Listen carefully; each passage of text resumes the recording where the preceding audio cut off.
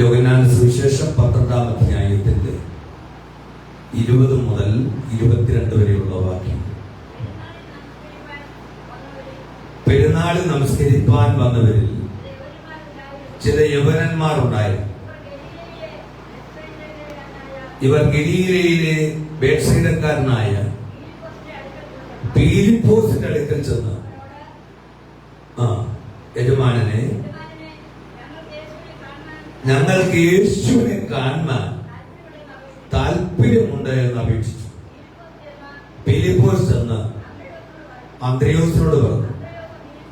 അന്ത്രയോസ് ഫിലിപ്പോസും കൂടെ ചെന്ന് യേശുവിനോട് പറഞ്ഞു, ഞങ്ങളെ ആഴമായി സ്നേഹിക്കുന്ന ഞങ്ങളുടെ നല്ല പിതാവേ, വചനത്തിലൂടെ സംസാരിക്കണം, ഞങ്ങളെ അനുഗ്രഹിക്കണം, ഞങ്ങൾക്ക് ആവശ്യമായിരിക്കുന്ന ദൂത് തന്ന് ഞങ്ങളെ മാനിക്കണം, ഞങ്ങൾക്ക് രോഗസൗഖ്യം തരണം, വലിയ വിടുതൽ ഞങ്ങളുടെ മധ്യം അയക്കണം, യേശു ക്രിസ്തുവിന്റെ നാമത്തിൽ തന്നെ ആമേൻ. ഒന്നുകൂടെ വായിക്കാം. പെരുന്നാൾ നമസ്കരിപ്പാൻ വന്നവരിൽ ചില യഹൂദന്മാരുണ്ടായിരുന്നു. യവനന്മാരുണ്ടായിരുന്നു. ഇവർ ഗലീലയിലെ ബേത്സയിദക്കാരനായ ഫിലിപ്പോസിന്റെ അടുക്കൽ ചെന്നു, യജമാനനെ, ഞങ്ങൾക്ക് യേശുവിനെ കാണാൻ താല്പര്യമുണ്ട് എന്ന് അപേക്ഷിച്ചു. ഫിലിപ്പോസ് ചെന്ന് അന്ത്രയോസിനോട് പറഞ്ഞു. അന്ത്രയോസ് ഫിലിപ്പോസും കൂടെ ചെന്ന് യേശുവിനോട് പറഞ്ഞു. യോഹന്നാൻ 12-ാം അധ്യായത്തിന്റെ 20-ാമത്തെ വാക്യത്തിൽ അവിടെ പറയുന്ന പെരുന്നാൾ യഹൂദന്മാരുടെ പെസഹ പെരുന്നാളായി. യോഹന്നാന്റെ സുവിശേഷം 12-ാം അധ്യായത്തിന് 1-ാമത്തെ വാക്യത്തിൽ പെസഹയ്ക്ക് 6 ദിവസം മുമ്പേ യേശു കർത്താവ് ബേഥാനിയിൽ എത്തിയെന്ന് വ്യക്തമാക്കുകയാണ്. അപ്പോൾ പെസഹ ആചരിക്കുവാനും ദൈവത്തെ ആരാധിക്കുവാനുമായി വിവിധ സ്ഥലങ്ങളിൽ നിന്ന് യെരുശലേമിലേക്ക് വന്നവരിൽ ചില യവനന്മാരും ഉണ്ടായിരുന്നു.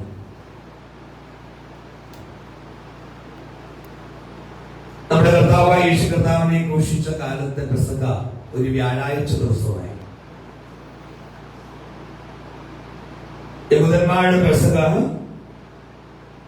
എല്ലാ വർഷവും വ്യാഴാഴ്ച ആകണമെന്ന് ഇല്ല എന്നാണ് ഞാൻ വായിച്ച് മനസ്സിലാക്കിയിട്ടുള്ളത്.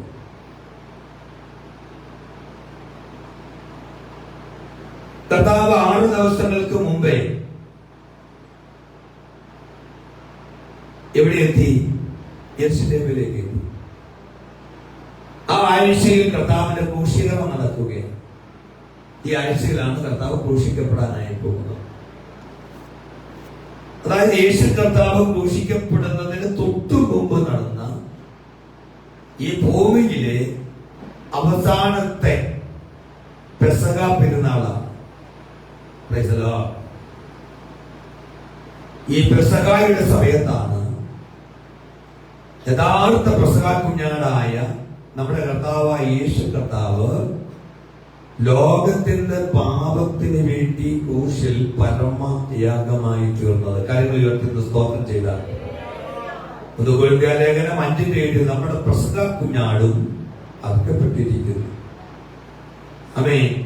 അപ്പോൾ ഇത്രയും കാര്യങ്ങൾ നമുക്ക് മനസ്സിലായി എന്നറിയാം. എല്ലാവർക്കും ഇത് അറിയാവുന്ന കാര്യമാണെങ്കിലും ഞാൻ ആ ഭാഗം ഒന്നും കൂടെ ഓർമ്മിപ്പിക്കുക. പ്രിയമുള്ളവരെ, ഇവിടെ നമ്മൾ കാണുന്നതായ കാര്യം, ഇവിടെ യെരുശലേമിൽ വന്നവർക്ക് വളരെ മനോഹരമായിട്ട് കാണാൻ അവിടെ പലതുമുണ്ട്. കൊഴുത്തിൽ നിന്ന് കൊണ്ടുവന്ന ഒരു പ്രത്യേകമായ ലോകത്തോടു കൂടിയ കവാടം ഉൾപ്പെടെ ഒരുപാട് കാര്യങ്ങൾ ഇവിടെ കാണാനുണ്ട്. മനോഹരമായ കൊത്തുപണികൾ, വലിയ കെട്ടിടങ്ങൾ, ദേവാലയത്തിന്റെ മനോഹരത്വം, ഇതെല്ലാം കാണാനുണ്ട്. അവിടെ ഒരുപാട് പ്രശസ്തരായ ആളുകൾ അവിടെ വന്നിട്ടുണ്ട്.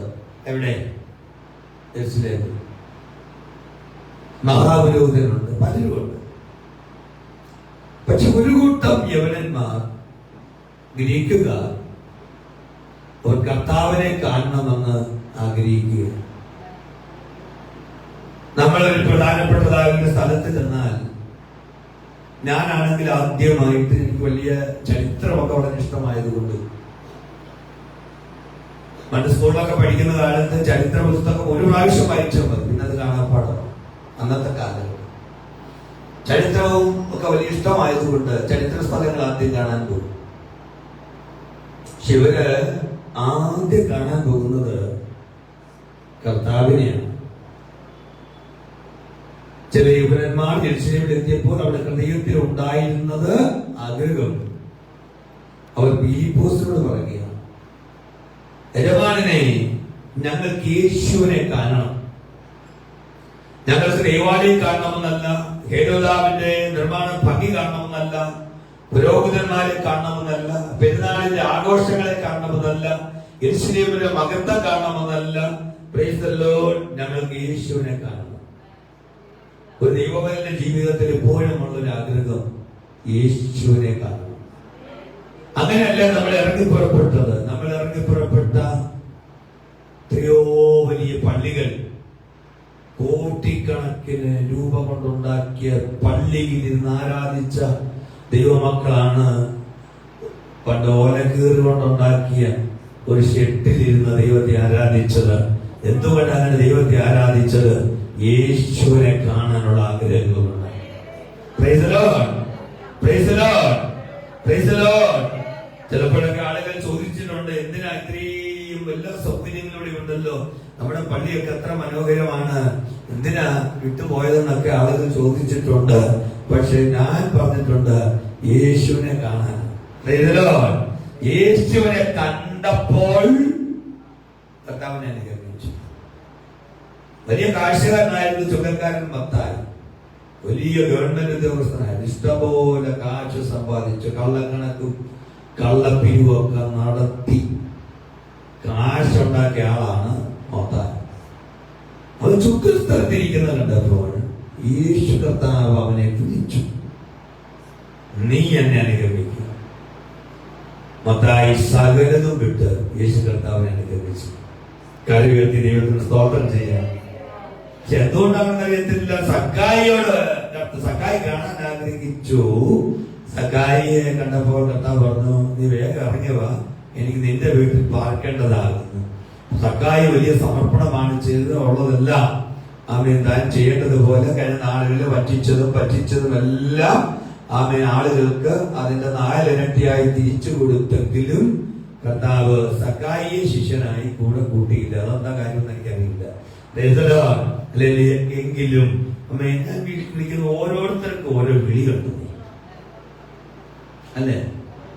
ജനദേശത്ത് കിടന്ന ബോധഗ്രഹസ്ഥൻ സൗഖ്യം പ്രാപിച്ചു കഴിഞ്ഞിട്ട് ഞാനും വരുന്നെന്ന് പറഞ്ഞപ്പോ കർത്താവ് പറഞ്ഞു, നീ എന്റെ കൂടെ വരണ്ട, നീ നിന്റെ നാട്ടിൽ ചെന്ന് എന്നെ കുറിച്ച് പറയാം. ഓരോരുത്തർക്കും ഓരോ വിളി കണ്ടു അല്ലേ, ശരിയല്ലേ? ഓരോരുത്തർക്കും ഓരോ വിളിയുണ്ട്. മറ്റൊരാളോട് കർത്താവ് പറഞ്ഞു, നീ എന്നെ അനുഗമിക്കുക. വേറെ ആള് പറഞ്ഞു, അവൻ പറഞ്ഞു, അപ്പനെ കുഴിച്ചിട്ടിട്ട് ഞാൻ തരാം. ആമേൻ, ആമേൻ. അതിനൊക്കെ വേറെ കാര്യങ്ങളൊക്കെ ഉണ്ട് കേട്ടോ. ഞാൻ അതൊക്കെ നിങ്ങളോട് പരമാവശ്യം പറഞ്ഞിട്ടുണ്ട്, നിങ്ങൾ കേട്ടിട്ടുള്ളതാണ്. ആമേൻ. വേറെ ആൾ പറഞ്ഞു, ഞാൻ അനുഗമിക്കാന്ന് പറഞ്ഞപ്പോ അദ്ദേഹം പറഞ്ഞു, അവൻ മഞ്ജുമുഖത്തിന് തലയായിക്കാൻ ഇടമില്ല. ആമേൻ. അപ്പൊ ഇതൊക്കെ ഒരു പ്രത്യേകമായ വിളിയാണ്. ആമേൻ. എല്ലാവർക്കും ആ വിളി ഇല്ല, അങ്ങനെ ഉണ്ടെന്ന് തോന്നുന്നില്ല. ആമേൻ. ദൈവത്തിന്റെ സന്നിധിയിൽ നമ്മളെ വിളിച്ച വിളിക്കായിട്ട് കരങ്ങൾ ഉയർത്തി സ്തോത്രം ചെയ്യാം.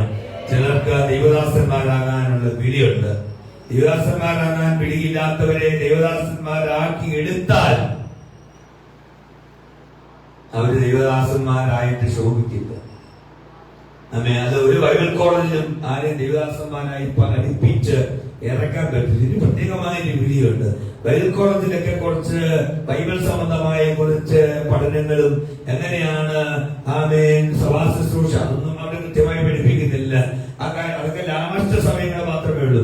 ഈ കാര്യങ്ങളെല്ലാം ഇതിൽ പഠിപ്പിച്ച് വന്നാലും ഒരു ദൈവദാസനാകാനുള്ള വിളി ദൈവത്തിൽ നിന്നാണ്. പണ്ടൊക്കെ വരുന്ന പ്രവാചകന്മാർ ആരുടെ തലയിലും കൈവച്ചാൽ ഒരു ദോഷമില്ലാത്ത കാര്യമാണ്. നീ കർത്താവിനുള്ളതാണ്, നീ ദൈവത്തിന് വേണ്ടി നീ ദൈവം വിളിച്ചതാണെന്ന് പറഞ്ഞ് തലയെ കൈവച്ച് ആമേൻ പറയുമ്പോൾ പാവപ്പെട്ട ദൈവമക്കളും വിചാരിക്കും, ദൈവദാസനും മാതാപിതാക്കളും വിചാരിക്കും കർത്താവ് അവനെ വിളിച്ചിട്ടുണ്ട്, അവൻ വിളിച്ചിട്ടുണ്ട്. അദ്ദേഹത്തെ എങ്ങനെയെങ്കിലും, അദ്ദേഹത്തിന് വെളിയിൽ തെരഞ്ഞെടുപ്പൊന്നുമില്ല, പക്ഷെ എങ്ങനെയെങ്കിലും ഒക്കെ ആളുകൾ നിർബന്ധിച്ച് വയൽ കോളേജിൽ പോയി പഠിച്ചാലും ദൈവത്തിന്റെ വേലയ്ക്ക് നിൽക്കുവോ? ഇല്ല. ജീവിതകാലം മുഴുവനും ആളുകൾ പറഞ്ഞുകൊണ്ടിരിക്കും 3 വർഷം വയൽ കോളേജിൽ പോയി പഠിച്ചിട്ട്. പണ്ട് ഞങ്ങളെ പഠിപ്പിച്ച ഒരു കർത്തദാസൻ പറയുമായിരുന്നു, ഞങ്ങളെ പഠിപ്പിച്ച അധ്യാപകനാണ്, അദ്ദേഹം പഠിപ്പിച്ച ഒരാള് കുറച്ചു നാൾ കഴിഞ്ഞപ്പോ വലിയ ഏത്തക്കൊലയിൽ തലയിൽ ചുമന്നുകൊണ്ട് വരുന്നു. അപ്പൊ സാറ് കണ്ടിട്ട് ചോദിച്ചു, എടാ നീ ഇപ്പൊ എവിടെയാ? ഞാനിപ്പോ ഒന്നും പോകുന്നില്ല സാറേ, എന്നൊക്കെ എന്തോ പരിപാടി? ഇപ്പൊ വാഴക്കുള ചുമടാണ്. വാഴക്കുള ചുമക്കുന്നത് തെറ്റൊന്നുമല്ല, ഏത് ജോലിയും മഹത്തരമാണ്.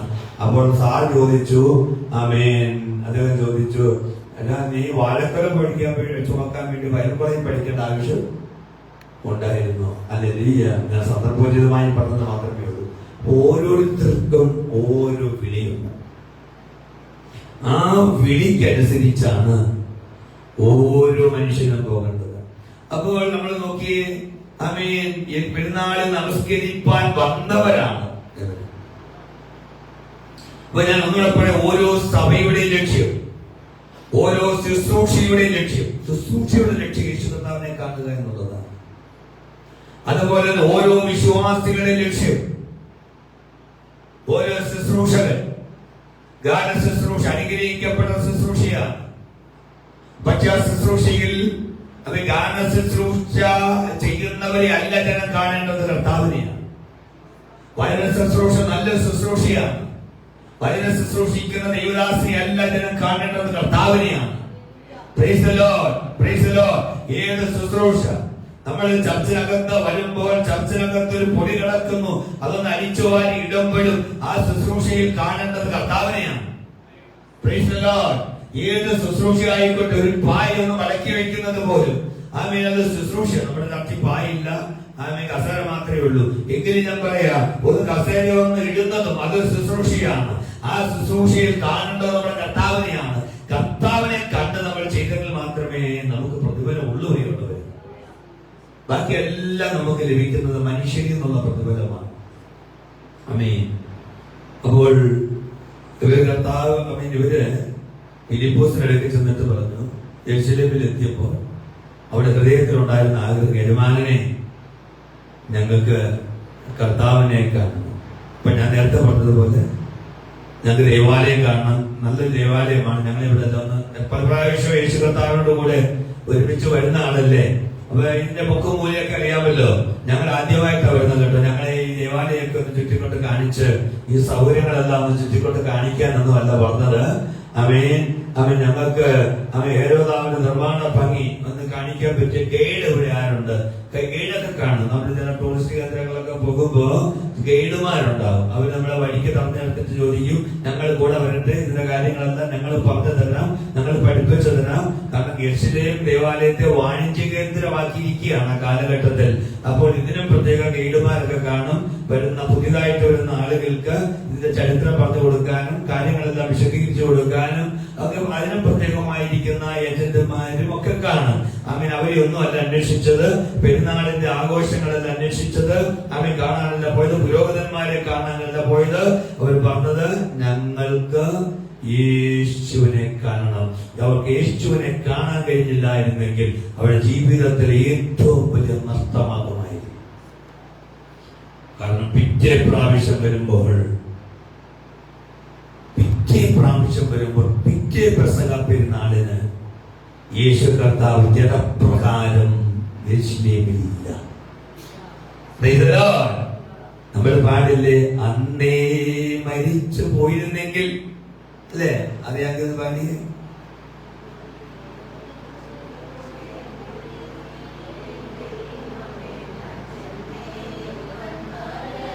അന്നേ മരിച്ചു പോയെങ്കിൽ എവിടെ ചെല്ലുമായിരുന്നു? നരകത്തിൽ. പിന്നത്തേതിനെ മാറ്റിവെക്കാതെ ദൈവത്തിന്റെ മത്തായിയെ വിളിച്ചപ്പോൾ ഉടനെ ചെന്നു. Praise the Lord. പലരെയും വിളിച്ചപ്പോൾ ഉടനെ ചെന്നു. പത്രോസിൻ ജന്മത്തിൽ അനുഗമിക്കാതിരുന്നപ്പോൾ പത്രോസിനെ രണ്ടാമത് തിരിച്ച് അന്വേഷിക്കേണ്ടി വന്നു. Praise the Lord. പത്രോസിനെ പടകിൽ കർത്താവ് വന്ന് വിളിച്ചപ്പോൾ പത്രോസ് കർത്താവിനെ അനുഗമിച്ചപ്പോൾ കർത്താവ് അമ്മ പത്രോസിന്റെ ജീവിതത്തിൽ അത് അനുഗ്രഹത്തിന് കാരണമായി. പ്രിയമുള്ളവന് യേശുവിനെ അനുഗമിച്ചതാണ് നിന്റെ ജീവിതത്തിൽ ഏറ്റവും നന്മയ്ക്ക് കാരണമായത്. ഇപ്പൊ നമ്മൾ മനസ്സിലാക്കണം, ഈ സമയത്ത് യെരുശലേമിൽ ഈ സമയത്ത് വലിയ ജനക്കൂട്ടമുണ്ട്. അപ്പൊ എല്ലാവരും വന്നതിന്റെ ലക്ഷ്യമുണ്ടായി. ഒന്ന് പറയാമോ? പെസഹ പെരുന്നാൾ ആയിരുന്നു എല്ലാവരുടെയും ലക്ഷ്യം, അല്ലേ? എല്ലാവരുടെ ലക്ഷ്യം. കാരണം എന്തിനാ വന്നേ? ഇന്ന് നമ്മളെല്ലാവരും വന്ന എന്തിനാ? ആരാധനയ്ക്ക് വന്നവരാ. ആരാധനയ്ക്ക് വന്നവരാ. ആരാധനയ്ക്ക് വന്നു കഴിഞ്ഞാൽ പിന്നെ മൊബൈലൊക്കെ മാറ്റി വെക്കണം. അന്നേരം വാട്സാപ്പിൽ മെസ്സേജ് നോക്കി നമ്മൾ ഇരിക്കരുത്. മൊബൈലിൽ തുറന്ന് വെച്ചോണ്ടിരിക്കരുത്. മൊബൈൽ എനിക്കറിയാവുന്ന ചില പ്രിയമുള്ളവരുണ്ട്, സഭയിലേക്ക് വന്ന ഉടനെ മൊബൈൽ സ്വിച്ച് ഓഫ് ആക്കി വെക്കും.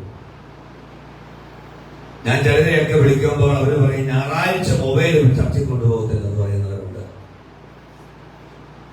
അത് ആരാധനയ്ക്ക് വന്നിരിക്കുമ്പോൾ പിന്നെ മൊബൈൽ എല്ലാം മാറ്റി വെക്കണം. വാട്സാപ്പ് നോക്കണം. അത്യാവശ്യമുള്ള സമയം, അത്യാവശ്യ കോളൊക്കെ പ്രതീക്ഷിച്ചിരിക്കുന്ന സമയത്ത് വിളിച്ചാൽ ചിലപ്പോൾ നമ്മൾ ഇപ്പൊ കോൾ എടുക്കേണ്ടി വന്നുകൂടായില്ല. വളരെ അത്യാവശ്യമായ ഒരു കേസാണ്. നമ്മളെ കാത്തൊരാള് വരികയാണ്. അപ്പൊ ചിലപ്പോ മാസയോഗത്തിനൊക്കെ ഇരിക്കുന്ന സമയത്ത് ചിലപ്പോ സ്ഥലം അറിയാൻ വയ്യാത്തവർ വിളിക്കും. പക്ഷേ ഈ സ്ഥലം ഒന്ന് കാണിച്ചു തരാമോ, ലൊക്കേഷൻ അയച്ചു തരാമോ എന്നൊക്കെ ചോദിച്ചുകൊണ്ട് വിളിക്കും. അപ്പൊ ആ സമയത്തൊക്കെ ചിലപ്പോ മൊബൈൽ എടുക്കേണ്ടി വരും. അതിന്റെ പിന്നിൽ വേറൊരു ഉദ്ദേശമാണ്. ആമേൻ. ഈ അടുത്ത സമയത്ത് ആരാധനയ്ക്കിടയ്ക്ക് യൂട്യൂബ് കണ്ടുകൊണ്ടിരുന്ന ആളുണ്ടെന്നാണ്. ആരാധന കണ്ടുകൊണ്ടിരിക്കുമ്പോൾ അദ്ദേഹത്തിന് കാണാൻ പറ്റിയ സമയം യൂട്യൂബ് കണ്ടുകൊണ്ടിരിക്കും. ഇവിടെ ദൈവദാസൻ ശക്തമായിട്ട് പ്രസംഗിച്ചുകൊണ്ടിരിക്കുമ്പോൾ ആ പുള്ളി എന്താ കണ്ടുകൊണ്ടിരിക്കുകയാണ്? യൂട്യൂബ് കണ്ടുകൊണ്ടിരിക്കുകയാണ്. ആമേൻ. അപ്പൊ ഈ ആരാധന ഇവിടെ ആരാധനയ്ക്ക് വരുന്നതിന് അവരുടെ ലക്ഷ്യമുണ്ട്. ആരാധനയ്ക്ക് വന്നവർ. പക്ഷെ ആരാധനയ്ക്ക് വരുന്നതിനേക്കാൾ മുമ്പ് വേറെ ലക്ഷ്യം, അതിനേക്കാൾ അതിൽ തന്നെ ഏറ്റവും പ്രധാനപ്പെട്ട ലക്ഷ്യം എന്താണെന്നറിയാമോ? യേശുവിനെ കാണുക എന്നുള്ളതാണ്. നമ്മുടെ ഓരോ ശുശ്രൂഷകളിലും യേശു കർത്താവിനെ കാണണം. അത് വചന ശുശ്രൂഷയായിക്കോട്ടെ, അത് ഏത് ശുശ്രൂഷയാണെങ്കിൽ ആ ശുശ്രൂഷയിൽ യേശുവിനെ കാണണം. യേശുവിനെ കാണാത്ത ഒരു ശുശ്രൂഷയും പൂർണ്ണമല്ല. യേശു കർത്താവിനെ കാണാതെ മടങ്ങിപ്പോയാൽ ഏതെങ്കിലും ഒരു ശുശ്രൂഷയ്ക്ക് ഒരാൾ വന്ന ദൈവസാന്നിധ്യം അനുഭവിക്കാതെ പോയാൽ അത് വലിയ നഷ്ടമാണ് പ്രിയമുള്ളവരെ. Price the Lord, praise the Lord, praise the Lord. ഈ പെസഹ പെരുന്നാളിന് വന്നവരെല്ലാവരും വന്നത് പെസഹ പെരുന്നാളിനായിരുന്നെങ്കിലും എല്ലാവരുടെയും ലക്ഷ്യം ഒരേപോലെ ആയിരുന്നില്ല. അത് പറയാനാണ് ഞാൻ വന്നത്. ചിലർ ആരാധിക്കാൻ വന്നവരുണ്ട്, ചിലർ കാഴ്ച കാണാൻ വന്നവരുണ്ട്, ചിലർ യേശുവിന്റെ അത്ഭുതങ്ങൾ ഓർത്ത് ഈ പ്രാവശ്യം പെരുന്നാളിന് പോകുമ്പോഴെങ്കിലും യേശുവിനെ കാണാം, അംഗം കാണാം, താളി കുടിക്കാമെന്ന് പറഞ്ഞതുപോലെ പെരുന്നാളിന് പോകാം, യേശുവിനെ കാണാം എന്ന ഉദ്ദേശത്തിൽ വന്നവരുണ്ട്. ആമേൻ. ചിലര് വന്നത് അപ്പൊക്കെ വർദ്ധിപ്പിച്ച് തന്നല്ലേ, അന്ന് രാജാവാക്കാൻ പറ്റിയില്ല, ഈ പ്രാവശ്യമെങ്കിലും യേശുവിനെ രാജാവാക്കാമെന്ന് വിചാരിച്ചു വന്നവരുണ്ട്. എന്നാല് വേറെ കൂട്ടര് യേശു കർത്താവിനെ എന്താ ഈ പെസഹയ്ക്കെങ്കിലും കൊല്ലാനൊരു മാർഗം എന്താണെന്ന് അന്വേഷിച്ച് നടക്കുന്ന കുറച്ച് ആളുകളുണ്ട്. ഇപ്പൊ നമ്മൾ നോക്കിയാൽ പെസഹ പെരുന്നാളിന് വന്നവരുടെ ലക്ഷ്യം എന്തായിരുന്നു? അവർ മൊത്തത്തിൽ വന്നത് പെസഹ പെരുന്നാളിനായിരുന്നെങ്കിലും പലരുടെയും ലക്ഷ്യങ്ങൾ ഒരേപോലെ ആയിരുന്നു. നമ്മുടെ വിശുദ്ധ സഭായോഗത്തിന് വരുന്ന എല്ലാവരുടെയും ലക്ഷ്യം ഒന്നായിരിക്കണം. ആ ലക്ഷ്യം യേശു കർത്താവിനെ കാണണമെന്നതാണ്. ഒരു സഭായോഗത്തിൽ വരുന്ന എല്ലാവരുടെയും ലക്ഷ്യം ഒരേപോലെയല്ല. ചിലർക്ക് ആശ്വാസം വേണം, മറ്റൊരാൾക്ക് രോഗസൗഖ്യം വേണം, വേറൊരാൾ അവരുടെ പ്രശ്നത്തിന് പരിഹാരമാണ് അന്വേഷിക്കുന്നത്. എന്നാൽ ഇതൊക്കെ ആവശ്യമാണെങ്കിലും നമ്മുടെ എല്ലാവരുടെയും ലക്ഷ്യം യേശു കർത്താവിനെ കാണണം.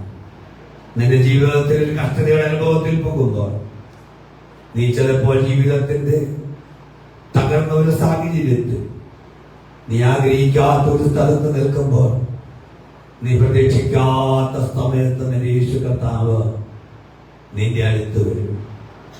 ആമേൻ, ആമേൻ, ആമേൻ. ചന്ദ്രക്കല രൂപത്തിൽ കിടക്കുന്ന പത്മീജിയൻ കടലിന് നടുവിൽ പത്മോസ്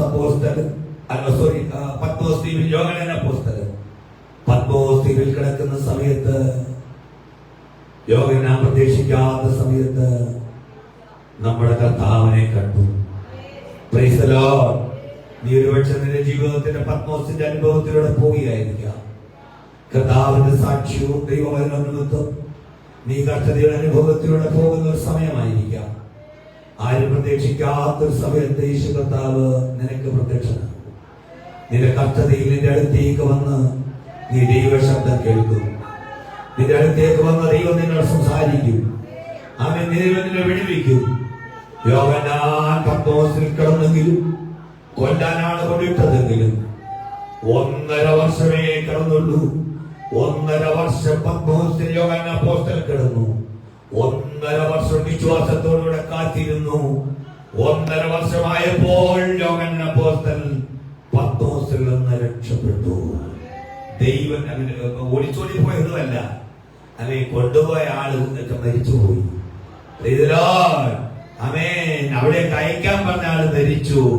വിടുതലിന്റെ സ്വാതന്ത്ര്യമുണ്ടായി. ആൻഡമാൻ നിക്കോബാർ ദ്വീപിലുള്ള സെല്ലുലാർ ജയിലിലേക്ക് പോയപ്പോൾ 698 സെല്ലുകൾ ഉണ്ടായിരുന്നു.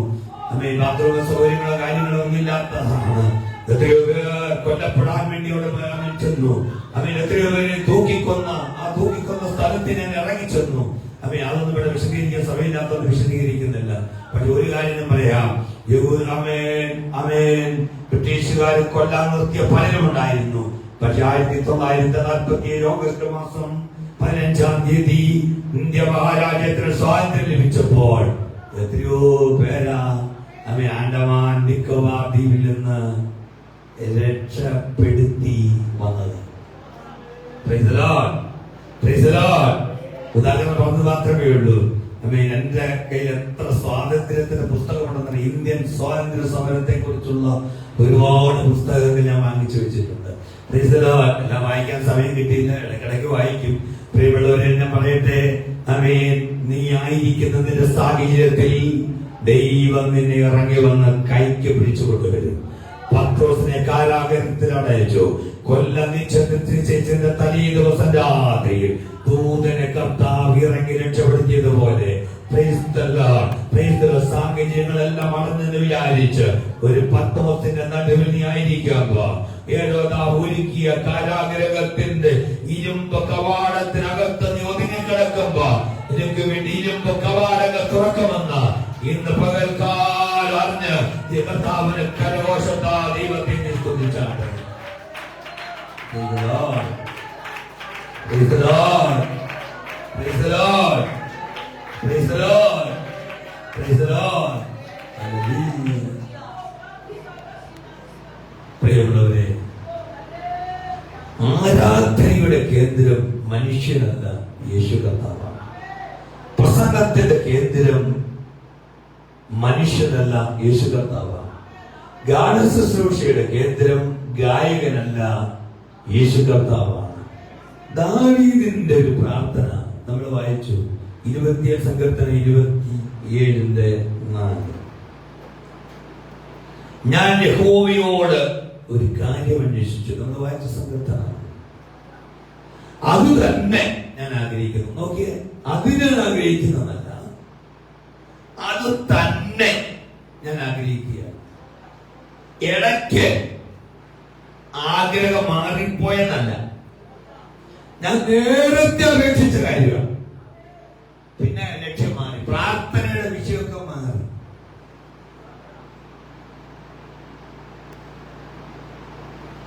പൗലോസ് അപ്പോസ്തലൻ ദൈവമക്കൾക്ക് വേണ്ടി പ്രാർത്ഥിക്കുന്ന പ്രാർത്ഥന നമ്മൾ കേട്ടിട്ടുണ്ട്. അവരേതെല്ലാം വിധത്തിൽ അവരാത്മീയപരമായി ഉയരപ്പെടുന്നു എന്നുള്ളത്, ഉയരപ്പെടണമെന്നുള്ളത് ആഗ്രഹിച്ചുകൊണ്ട് പ്രാർത്ഥിക്കുന്ന പൗലോസ്ലീഹായുടെ, പൗലോസ് അപ്പോസ്തലന്റെ പ്രാർത്ഥന. Price the Lord. ഒരു പൗലോസ് അപ്പോസ്തലൻ പറഞ്ഞു, ഞാൻ സ്വർഗ്ഗ ദർശനത്തോട് അനുസരണക്കേട് കാണിച്ചിട്ടില്ല. പ്രിയമുള്ളവരെ, നമ്മളുടെ ലക്ഷ്യം മാറിപ്പോകരുത്. ദാവീദ് ദൈവത്തോട് പറയുകയാണ്, ഞാൻ യഹോവയുടെ ഒരു കാര്യം അപേക്ഷിച്ചു, അത് തന്നെ ഞാൻ ആഗ്രഹിക്കുന്നു. നമ്മുടെ പ്രാർത്ഥന ആഗ്രഹവും ഒന്നായിരിക്കും. നമ്മൾ പ്രാർത്ഥിക്കുന്നത് മറ്റൊന്നും എന്റെ ഹിതം, നമ്മുടെ ഹിതം പോലെ അല്ല, നിന്റെ ഹിതം പോലെ നമ്മൾ നടത്തണേന്നൊക്കെ നമ്മൾ പറഞ്ഞിട്ട് അവസാനം നമ്മൾ നിന്റെ ഹിതം പോലെ നടത്താൻ, എന്റെ ഹിതം പോലെ അല്ലെന്നൊക്കെ പറഞ്ഞ് ഇങ്ങനെ വന്ന് നമ്മൾ അവസാനം എന്ത് പറയും? നമ്മുടെ മനസ്സിന്റെ ആഗ്രഹം എന്റെ ഹിതം പോലെ നടത്തണേന്നാണ്, അല്ലേ? പ്രാർത്ഥിക്കുന്ന പാടുന്നതൊക്കെ നിന്റെ ഇത് മനസ്സിലാക്കുന്നത് നമ്മുടെ ഹിതം പോലെ കാര്യങ്ങൾ നടന്നില്ലെങ്കിൽ നമ്മുടെ കർത്താവിനോട് പിണങ്ങും, ഇല്ലേ? നമ്മുടെ കർത്താവിനോട് നമ്മൾ പിണങ്ങും. പിണങ്ങുന്ന കാര്യം എന്താ? പിണങ്ങത്തില്ലെന്നൊന്നും പറയണ്ട, നമ്മൾ പിണങ്ങും. ആമേൻ. പിണങ്ങുമെന്നൊന്നും നമ്മൾ ആരോട് പറഞ്ഞില്ലല്ലോ. മനസ്സുകൊണ്ടൊരു പിണക്കം നമ്മുടെ കർത്താവിനോടുണ്ടാകും. ആമേൻ. അപ്പോ അത് തന്നെ ഞാൻ ആഗ്രഹിക്കുന്നു. എന്താ ദാവീദിന്റെ പ്രാർത്ഥന?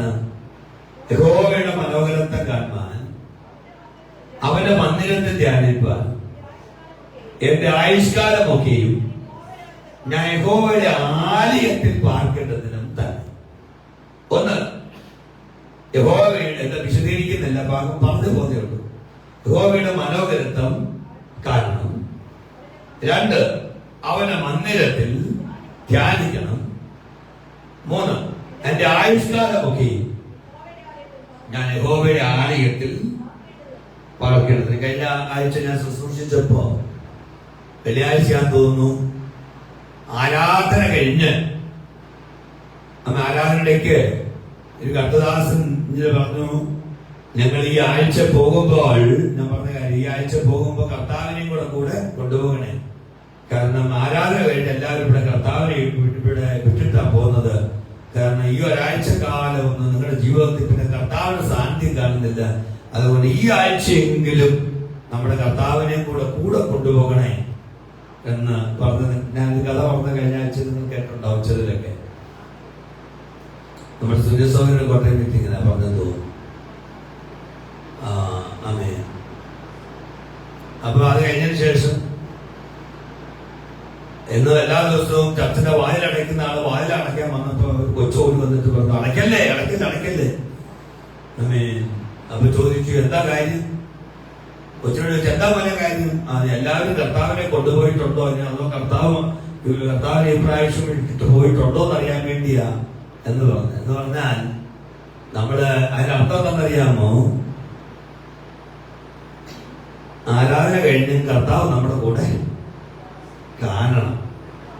ആരാധന കഴിഞ്ഞിട്ട് കർത്താവ് നമ്മുടെ കൂടെ ഒന്നും ആരും വിടുന്നില്ലല്ലോ. അതോ ചർച്ച മാത്രം കർത്താവ് മതിയോ? അപ്പോ ഞാൻ പറഞ്ഞു വന്നതിന്റെ കാരണം, ദാവീദ് ധാരാളം കാര്യങ്ങൾക്ക് ചോദിക്കാമായിരുന്നു. ശത്രുക്കളുടെ നാശം ചോദിക്കാമായിരുന്നു, രാജ്യത്തിന്റെ സമാധാനം ചോദിക്കാമായിരുന്നു, സമ്പൂർണ്ണ സമ്പത്ത് ചോദിക്കാമായിരുന്നു, ദീർഘായുസ് ചോദിക്കാമായിരുന്നു.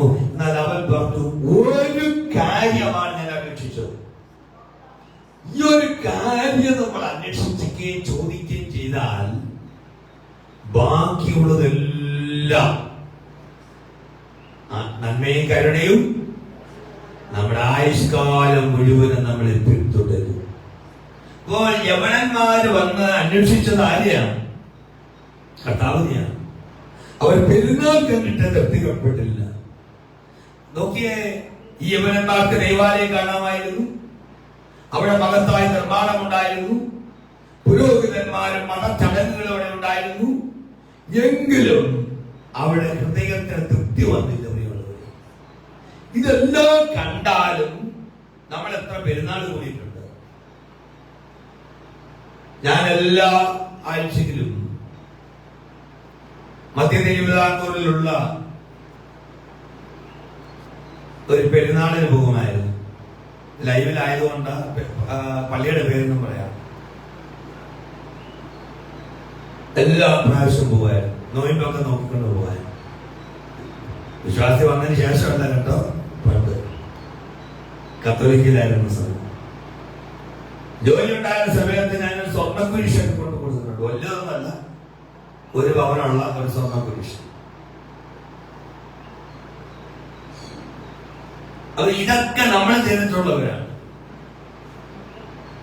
വീട്ടിലെ പ്രത്യേകമായ കോഴിയെ വളർത്തുമായിരുന്നു. ഏറ്റവും കൂടുതൽ ഭക്ഷണമൊക്കെ കൊടുത്ത് കോഴിയൊക്കെ വളർത്തി എന്തിനാണെന്നറിയാമോ? പള്ളിപ്പെരുന്നാളിന് കൊണ്ടുവന്ന് കൊടുക്കാൻ. എന്നിട്ട് കോഴിയെ ഞാനാണ് കോഴിയെ വീട്ടിൽ വളർത്തുന്ന കോഴിയുടെ ഇറച്ചി കഴിക്കില്ല, അന്നും കഴിക്കില്ല. പക്ഷെ പള്ളിപ്പെരുന്നാളിനെ അല്ലപ്പോ ഇനി നമ്മുടെ കോഴിയുടെ ഇറച്ചി തന്നെയാണോ ഇരുന്നതെന്ന് ആൾക്കറിയാം, എന്തായാലും കഴിക്കും. ഇപ്പൊ ഞാൻ പറഞ്ഞു വന്നതിന് കാരണം അതിലൊന്നും നമുക്ക് തൃപ്തി വന്നില്ല. വന്നില്ല. നമുക്ക് അതിലൊന്നും തൃപ്തി വന്നില്ല. നമുക്ക് യേശുവിനെ കാണുമ്പോൾ മാത്രമേ യഥാർത്ഥമായ തൃപ്തി വരുള്ളൂ. Praise the Lord, praise the Lord, praise the Lord. യവനന്മാർക്ക് ദൈവാലയം കാണാമായിരുന്നു, അവിടുത്തെ മഹത്തായ നിർമ്മാണ പ്രവർത്തികൾ കാണാമായിരുന്നു, പുരോഹിതന്മാരെ കാണാമായിരുന്നു, യാഗങ്ങൾ കാണാമായിരുന്നു, മതചടങ്ങുകൾ കാണാമായിരുന്നു. എന്നിട്ടും അവിടെ ഹൃദയത്തിൽ തൃപ്തി വന്നില്ല. അവര് പറഞ്ഞു, ഇതിലൊന്നും ഞങ്ങളുടെ ഹൃദയം തൃപ്തിപ്പെട്ടില്ല, ഞങ്ങൾക്ക് യേശുവിനെ കാണണം.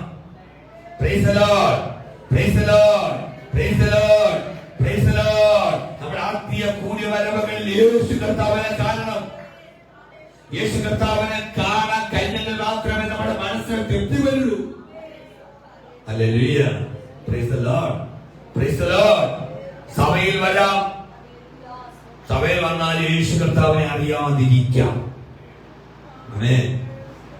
ഒരു ആരാധന നടന്നുകൊണ്ടിരിക്കുന്ന ഒരു കഥയാണ്. ഒരു ആരാധന നടന്നുകൊണ്ടിരിക്കുന്ന സമയത്ത് യേശു കർത്താവ് ഒരു മുഷിഞ്ഞ വസ്ത്രമൊക്കെ ധരിച്ച് സഭയിലേക്ക് വരികയാണ്.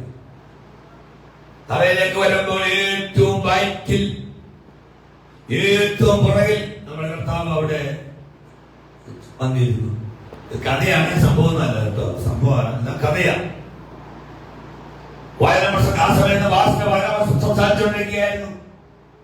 പാസ്റ്റർ യേശുവിനെ തിരിച്ചറിയാൻ പറ്റില്ല. യേശു കർത്താവിനെ കുറിച്ചാണ് പ്രസംഗിച്ചുകൊണ്ടിരിക്കുന്നത്. യേശു വന്നിട്ട് തിരിച്ചറിയാൻ പറ്റിയില്ല. യേശു കർത്താവ് അവിടെ വന്നിരുന്നു. പാസ്റ്റർ വന്നതിനെ കുറിച്ചൊന്നും പറഞ്ഞില്ല. വിശ്വാസികളായാലും കർത്താവിന് കൈ കൊടുത്തില്ല. കാരണം കർത്താവ് വന്നപ്പോ നല്ല വസ്ത്രമൊന്നും ധരിച്ചല്ല വന്നിട്ട് മുഷിന്റെ വസ്ത്രത്തോടു കൂടിയൊക്കെയാ വന്നത്. അതിനകത്ത് പൈസ ഉള്ളവരും ഒരുപാട് പൈസയൊക്കെ ഉള്ളവരുണ്ടായിരുന്നു. അവർ മുഖത്ത് പോലും നോക്കിയില്ല.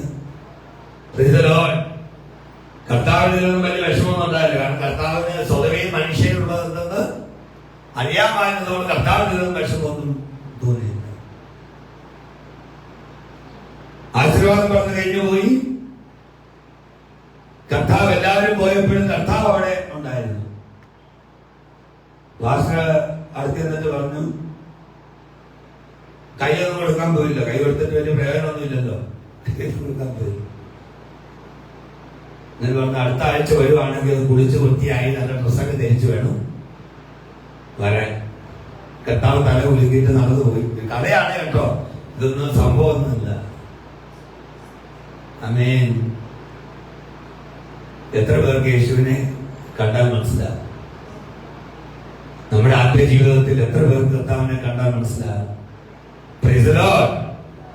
സഭയിൽ വരാം, പക്ഷേ അതുകൊണ്ട് യേശുവിനെ അറിയണമെന്നില്ല. ബൈബിൾ കൈകൊണ്ട് പിടിക്കാം, പക്ഷെ അത് വചനത്തിൽ കർത്താവിനെ അറിയണമെന്നില്ല. ഗാനങ്ങൾ കൈയടിച്ച് പാടാം, പക്ഷേ ഹൃദയം യേശു കർത്താവിൽ നിന്ന് ദൂരെയായിരിക്കാം. Praise the Lord, praise the Lord. വേദപുസ്തകം വായിക്കാം. കഴിഞ്ഞ ദിവസം എനിക്ക് വേണ്ടപ്പെട്ട ഒരാള് മരിച്ചുപോയി. മരിച്ചുപോയത് ഞാൻ അറിഞ്ഞു. ഞാൻ അവിടെ മക്കളുമായിട്ടൊക്കെ സംസാരിച്ചു. മക്കളെ എല്ലാം പിരിഞ്ഞ്, മക്കളൊന്നും വേണ്ട, ഇഷ്ടംപോലെ കാശൊക്കെ ഉണ്ടായിരുന്നു, ഗവൺമെന്റ് ജോലി ഉണ്ടായിരുന്നു, മക്കളെ വേണ്ട, ഭാര്യയും വേണ്ട, എല്ലാം വിട്ട് ജീവിച്ചു. സുഖമില്ലാതെ കിടന്നപ്പോഴും മോള് എന്ന് പറഞ്ഞു, പപ്പയ്ക്ക് സുഖമില്ലാവുന്ന ആരെങ്കിലുമൊക്കെ വേണ്ടേ? അതൊന്നും വില എത്തിയതില്ല. ഞാനിതൊന്നും പറയാനല്ല വന്നു, അതൊന്നും കേട്ടില്ല. പക്ഷേ അത് ഒരുപാട് പുസ്തകങ്ങൾ വായിക്കും, ഒരുപാട് പുസ്തകങ്ങൾ വാങ്ങിച്ച് കൂട്ടുകയാണത്. ഒരു ലൈബ്രറി ഉണ്ടായിരുന്നു. എന്നോട് പറഞ്ഞു, അച്ഛൻ്റെ വീട്ടിലിരിക്കുന്ന പുസ്തകങ്ങളെക്കാൾ കൂടുതൽ പുസ്തകങ്ങൾ പപ്പയ്ക്കുണ്ടായിരുന്നു. ബൈബിളിൽ പഠിച്ചതാണ്, ബൈബിൾ സംബന്ധമായ പുസ്തകങ്ങളാണ്. ഈ പുസ്തകങ്ങളൊന്നും മാനസാന്തരപ്പെടുത്തി. യേശു കർത്താവിനെ കുറിച്ച് അദ്ദേഹത്തിന്റെ പ്രധാനപ്പെട്ട ജോലി വിമർശനങ്ങളായി. പഠിച്ച് പാസ്റ്റർമാരെ വിമർശിക്കുക, ഓരോ ആളുകളെയും വിമർശിക്കുക. പഠിച്ചാൽ യേശു കർത്താവിനെ കാണാൻ പറ്റുമോ? ഈ വേദപുസ്തകം എടുത്തോണ്ട് നടന്ന യേശു കർത്താവിനെ കാണാൻ പറ്റുമോ? വായിച്ചാൽ യേശു കർത്താവിനെ കാണാൻ പറ്റുമോ?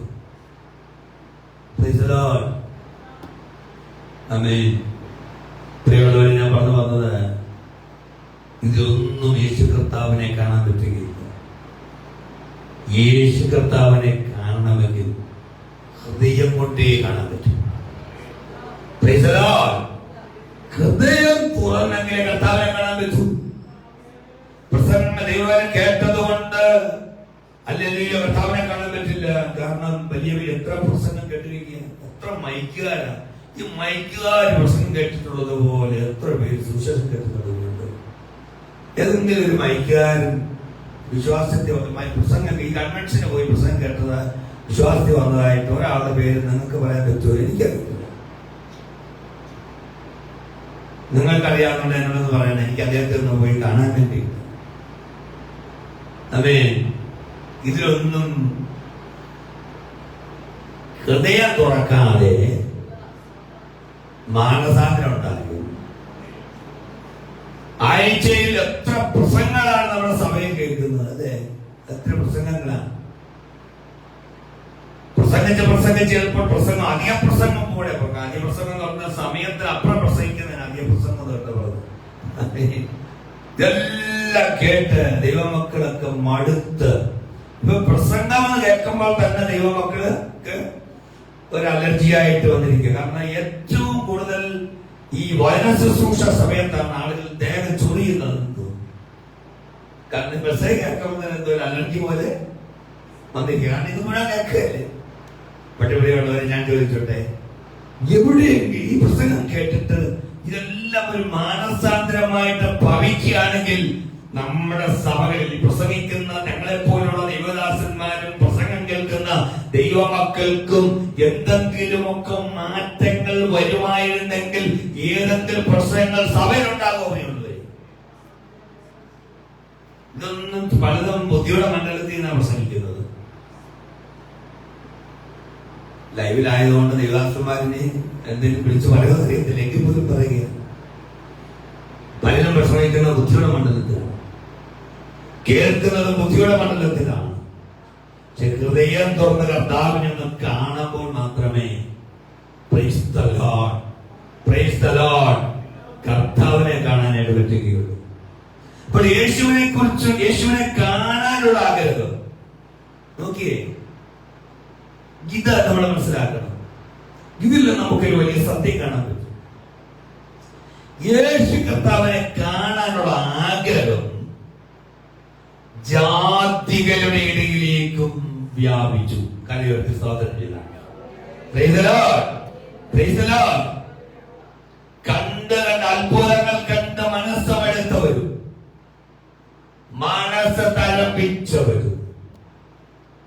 ഈ ഞായറാഴ്ച ഒരാൾ ഇവിടെ വന്ന് നമ്മുടെ സഭയിൽ ഒരു അത്ഭുതം നടക്കുകയാൽ, കാല് വയ്യാത്ത, നടക്കാൻ വയ്യാത്ത ഒരാൾ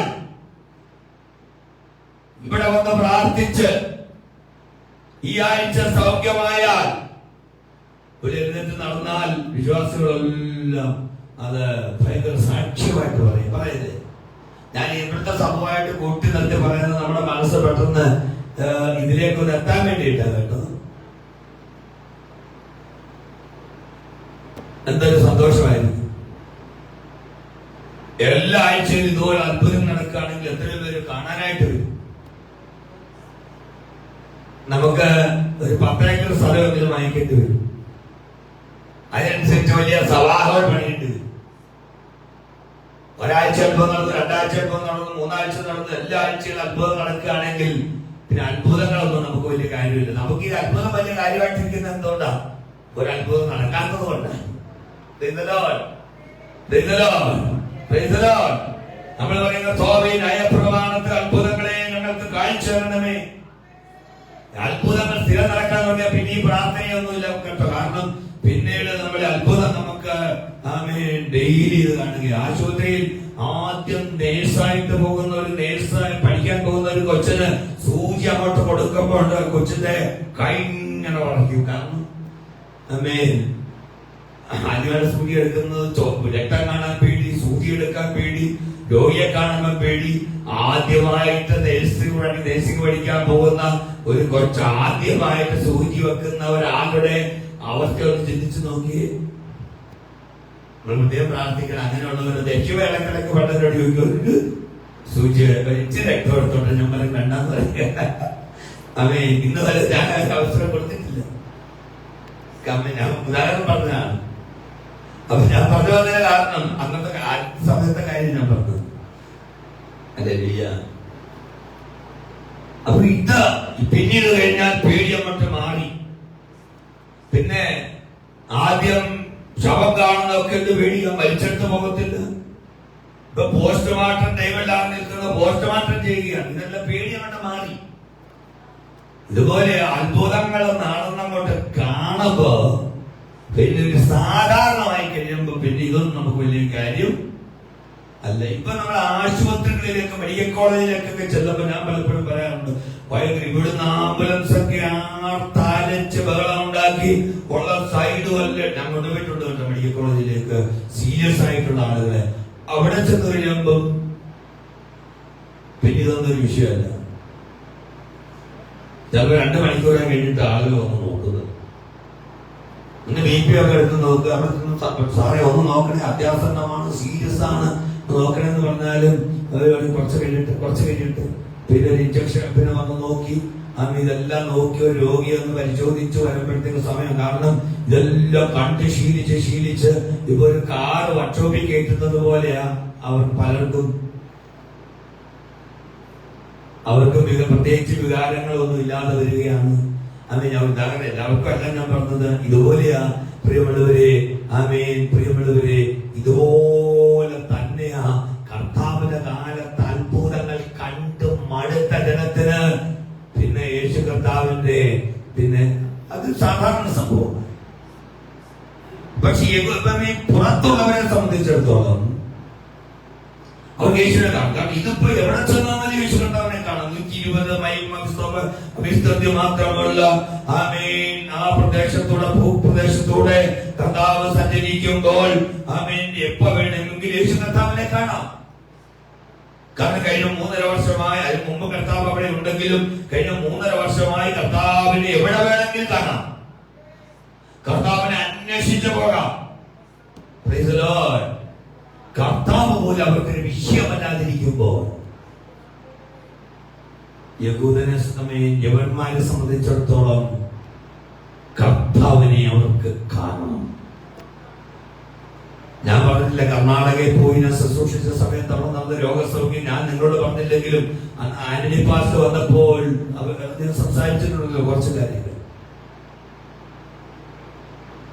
എത്ര അത്ഭുതങ്ങൾ സംഭവങ്ങൾ അവിടെ നടന്നിട്ടുണ്ട്. വടക്കേന്ത്യ ചെല്ലുമ്പോൾ അവിടെ നടക്കും. നമ്മുടെ ഇടയിൽ എന്താ നടക്കാത്തത്? നമ്മുടെ ഇടയിൽ ഇതൊന്നും നമുക്കൊരു വിഷയമല്ലാത്തത് കൊണ്ട്, ഇവിടെ അത്ഭുതങ്ങൾ നടന്നിട്ട് വലിയ കാര്യമില്ലാത്തത് കൊണ്ട്. അടയാളങ്ങളിലൂടെ അല്ല, അത്ഭുതങ്ങളിലൂടെ അല്ല. അത് കാലം കേരളത്തിൽ കഴിഞ്ഞുപോയി ഉള്ളവരെ. ഇത് നടന്നൊരു കാലമുണ്ടായിരുന്നു. മൂർഖമ്പാമ്പ് കടിച്ചപ്പോൾ പ്രാർത്ഥിച്ച് രോഗസൗഖ്യം പ്രാപിച്ചൊരു കാലം. മരിക്കാൻ കിടക്കുന്നവർ എഴുന്നേറ്റ് കഞ്ഞി ചോദിച്ചൊരു കാലം. പെന്തക്കോസ്ത് ചരിത്രം നമ്മൾ വായിക്കണം. ഒരു കാലം ഉണ്ടായിരുന്നു. ആമേൻ. ദൈവജനം ഇവിടെ നിന്ന് ആരാധിക്കുമ്പോൾ, ഇവിടെയല്ല, ദൈവജനം സഭയിൽ നിന്ന് ആരാധിക്കുമ്പോൾ അവരാരാധിച്ച ആരാധനാലയത്തിന് മുകളിൽ പുറത്തു നിന്നവർ തീ കണ്ട ഒരു കാലം ഉണ്ടായിരുന്നു. തീ കത്തുന്ന ഒരു കാലം. അതിനൊക്കെ ഞാൻ പെന്തക്കോസ്ത് അമ്മേന്റെ ചരിത്രത്തെ ഞാൻ വായിച്ചിട്ടുണ്ട്.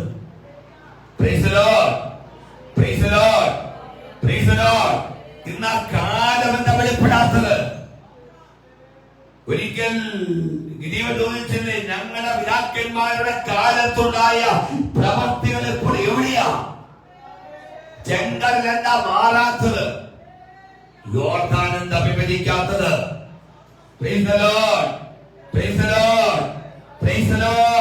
ദൈവത്തിന്റെ പ്രവൃത്തി എവിടെ പോയി?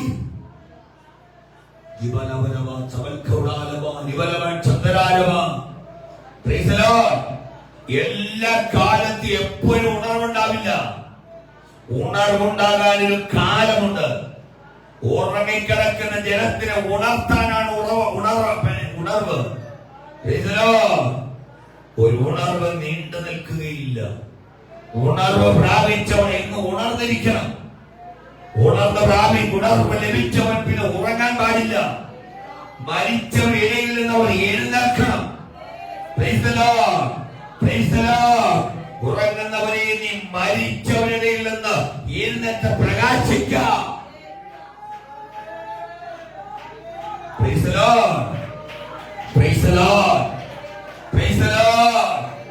അതുകൊണ്ട് അത്ഭുതങ്ങൾ ഇല്ലെന്നല്ല, അടയാളങ്ങൾ നടക്കുന്നില്ലെന്നല്ല, ഇതെല്ലാം ഇന്നും നടക്കുന്നുണ്ട്. ഈ അത്ഭുതങ്ങൾ കണ്ട എത്ര പേര് വിശ്വാസത്തിൽ വന്നു? എത്ര പേര് കർത്താവിനെ സ്വീകരിച്ചു? എത്ര പേര് വന്നു? കർത്താവിനെ ഘോഷിക്കുന്ന സമയത്ത് എത്ര പേരുണ്ടായിരുന്നു? ആമേൻ. Praise the Lord, praise the Lord, praise the Lord. യേശുവിനെ കാണാനുള്ള ആഗ്രഹം ജാതികളിലേക്ക് വ്യാപിച്ചു. ഈ സംഭവത്തിൽ ഒരു പ്രവചനകരമായ അർത്ഥമുണ്ട്. യേശു കർത്താവ് യഹൂദന്മാർക്ക് വേണ്ടി മാത്രം വന്നവനല്ല, നമ്മുടെ കർത്താവ് സകല ലോകത്തിന്റെയും രക്ഷകനാണ്. ആമേൻ. യോഹന്നാന്റെ സുവിശേഷത്തിന്റെ തുടക്കത്തിൽ കിഴക്ക് നിന്നുള്ള യഹൂദ സമൂഹത്തിന്റെ പ്രതിനിധിയായ നാഥനയേൽ യേശു കർത്താവിന്റെ അടുക്കൽ വരികയാണ്. യോഹന്നാന്റെ സുവിശേഷത്തിന്റെ തുടക്കം യഹൂദ സമൂഹത്തിന്റെ പ്രതിനിധിയായ നാഥനയേൽ, ആമേൻ, കിഴക്ക് നിന്നുള്ള യഹൂദ സമൂഹത്തിന്റെ പ്രതിനിധിയായിട്ടാണ് തുടക്കത്തിൽ. ഇപ്പൊ യോഹന്നാന്റെ സുവിശേഷം അവസാനിക്കാനായി പോവുകയാണ്. ഏറ്റവും ഒടുവിലത്തെ അധ്യായങ്ങളാണ് നമ്മൾ വായിക്കുന്നത്. ഈ ഒരാഴ്ച നടന്ന സംഭവങ്ങളാണ്. ഇപ്പോൾ ഇതാ ജാതികളുടെ പ്രതിനിധികളായ യൗവനന്മാർ യേശു കർത്താവിനെ അന്വേഷിച്ചു വരുന്നു. കരയൊഴുകുന്ന സ്തോത്രം ചെയ്താട്ടെ. ക്രിസ്തു കർത്താവായ യേശു ക്രിസ്തുവിന്റെ രക്ഷ കർത്താവിന്റെ രക്ഷ ആമേൻ എല്ലാവർക്കും വേണ്ടിയിട്ടുള്ളതാണ്. ഒരേ ഒരു ജാതിക്ക് വേണ്ടിയിട്ടുള്ളതല്ല. തന്റെ ഏകജാതനായ പുത്രനിൽ വിശ്വസിക്കുന്ന ഏവനും നശിച്ചു പോകാതെ നിത്യജീവൻ പ്രാപിക്കേണ്ടതിന് ദൈവം അവന് നൽകുവാൻ തക്കവണ്ണം ലോകത്തെ സ്നേഹിച്ചു.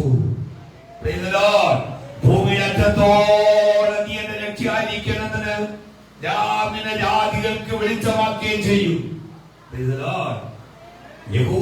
യവനന്മാരുടെ വരവ് കാണിക്കുന്നത് ക്രൂശിലൂടെ തുറക്കപ്പെടാനിരിക്കുന്ന ആഗോള രക്ഷയുടെ മുൻ സൂചനയാണ്. ക്രൂശീകരണം നടക്കാൻ പോവുകയാഴ്ച ആ സമയത്താണ് യവനന്മാർ കർത്താവിനെ കാണാനായിട്ട് വരുന്നത്. കാരണം രക്ഷ സകല ജാതികൾക്കുമുള്ളതാണ്. രക്ഷ ഭൂമിയുടെ അറ്റത്തോളമുള്ളവർക്കാണ്. രക്ഷ വിശ്വസിക്കുന്നവർക്കാണ്. രക്ഷ അവൻ യേശു കർത്താവിൽ യേശു കർത്താവിൽ വിശ്വസിക്കുന്നവർക്കുള്ളതാണ് രക്ഷ. കരങ്ങൾ ഉയർത്തുന്ന സ്തോത്രം ചെയ്താട്ടെ. Praise the Lord, praise the Lord, praise the Lord. ഒരിക്കൽ കൂടെ നമുക്ക് സ്തോത്രം ചെയ്യാം. Praise the Lord. ഈ സമയത്ത് കർത്താവിനെ കുറിച്ചുള്ള ഖ്യാതി ലോകത്തിലെല്ലാവരും എന്ന് പറഞ്ഞാൽ പുറത്തേക്ക് വ്യാപിക്കുകയാണ്. അവൻ ക്രൂശീകരണത്തിന്റെ സമയമായപ്പോൾ എല്ലാവരെയും ക്രൂശ് എല്ലാ ജാതിക്കാരെയും എല്ലാ ഭാഷക്കാരെയും എല്ലാ വർഗക്കാരെയും ആ ക്രൂശിലേക്ക് ക്ഷണിക്കുകയാണ്.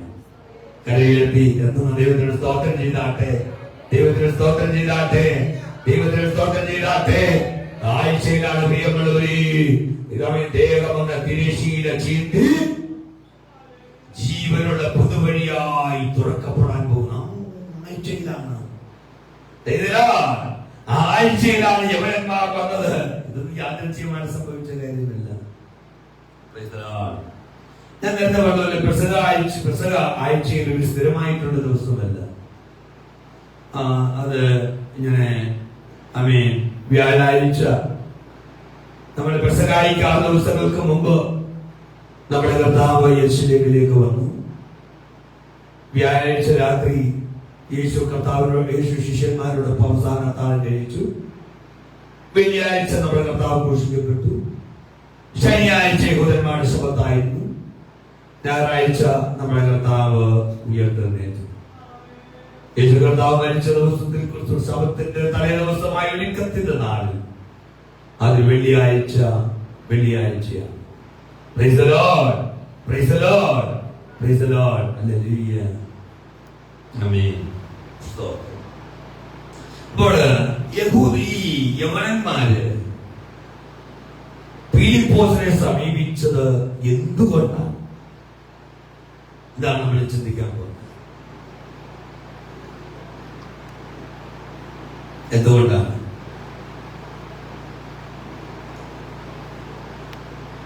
അവർ ഗലീലയിലെ ബേത്സയിദക്കാരനായ ഫിലിപ്പോസിന്റെ അടുക്കൽ ചെന്നു.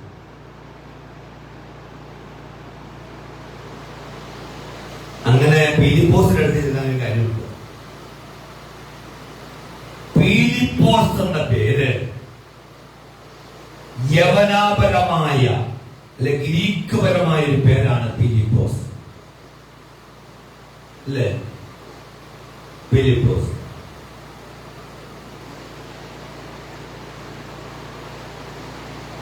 ബേത്സയിദ എന്ന പ്രദേശത്ത് നിന്നാണ് ഫിലിപ്പോസ് വരുന്നത്. ബേത്സയിദ എന്ന് പറഞ്ഞാൽ യവന സംസ്കാരത്തിന്റെ ഒരു സ്വാധീനം ഉണ്ടായിരുന്ന ഒരു സ്ഥലമാണ്. യേശു കർത്താവിന്റെ കുറിച്ചുള്ള ശിഷ്യന്മാരുടെ പേര് കേട്ടപ്പോ പരിചയപ്പെട്ടു. എന്താ പേര്? ഫിലിപ്പോസ്. നമ്മൾ ചില സ്ഥലങ്ങളിലൊക്കെ ചെന്ന് പരിചയമില്ലാത്ത സ്ഥലത്ത്, പ്രത്യേകിച്ച് ഞാൻ വടക്കേന്ത്യയിലൊക്കെ പോകുന്നതാണ്. ഇനി അവിടെ പശ്ചിമ ബംഗാളിൽ ഒരു മകന്റെ വീഡിയോ എടുക്കാൻ പോകണം ചിന്തിക്കും. അവർ അപകടത്തിൽപ്പെട്ട് കിടക്കുകയാണ്. അപ്പൊ നമ്മളെ ട്രെയിൻ യാത്ര ആയിക്കോട്ടെ. അപ്പൊ അതിനു വേണ്ടിയിട്ട് എന്നെ വിളിച്ചു കഴിഞ്ഞ കുറച്ച് ദിവസങ്ങൾക്ക് മുമ്പ്. ഒരു പാസ്റ്ററുടെ മകനാണ്. അപകടത്തിൽപ്പെട്ട് ലോറി ഇടയിൽപ്പെട്ട് കിടക്കുകയാണ്. നമ്മുടെ യാത്രയിലാണ്, നമ്മളിങ്ങനെ പോകുമ്പോൾ ട്രെയിനിൽ അല്ലെങ്കിൽ യാത്രയിൽ വെച്ച് ഈ ഹിന്ദിക്കാരുടെ മാത്രം ഹിന്ദി ഭാഷ മൊത്തം കേട്ട് ഇങ്ങനെ നടക്കുമ്പോ മലയാള ഭാഷ സംസാരിക്കുന്നു. നമുക്കൊരാശ്വാസം. ഇതിനകത്ത് ഞാൻ ഈ യാത്രയൊക്കെ ചെയ്തിട്ട് പോകുമ്പോ ചില മലയാളികളെ കണ്ടുണ്ട്. ഞാൻ ഈ മലയാളമൊക്കെ പറഞ്ഞ് ഈ വീഡിയോ ഒക്കെ എടുത്ത് പോകുമ്പോ ഞാൻ മലയാളിയാണെന്ന് കേൾക്കുമ്പോ ചില ആളുകൾ ഹിന്ദി വലിയ ഭാഷ മാറ്റുന്നത് ഞാൻ കണ്ടിട്ടുണ്ട്. കാരണം പരിചയപ്പെടാതിരിക്കാൻ വേണ്ടിയിട്ടായിരിക്കും. പെട്ടെന്ന് അവർ ഹിന്ദി സംസാരിക്കാൻ തുടങ്ങും. അപ്പൊ ഞാൻ ഈ മലയാളത്തിൽ വീഡിയോ ഒക്കെ എടുത്ത് തിന്നതാണെന്നൊക്കെ വിശദീകരിച്ചു പോകുമ്പോ പെട്ടെന്ന് ഞാൻ മലയാളിയാണെന്ന് അറിയുമ്പോ കണ്ടിട്ടുണ്ട്, എന്തായാലും അനുഭവം പറഞ്ഞതാണ്. പെട്ടെന്ന് അവര് ഹിന്ദിയിലേക്ക് സംസാരിക്കും.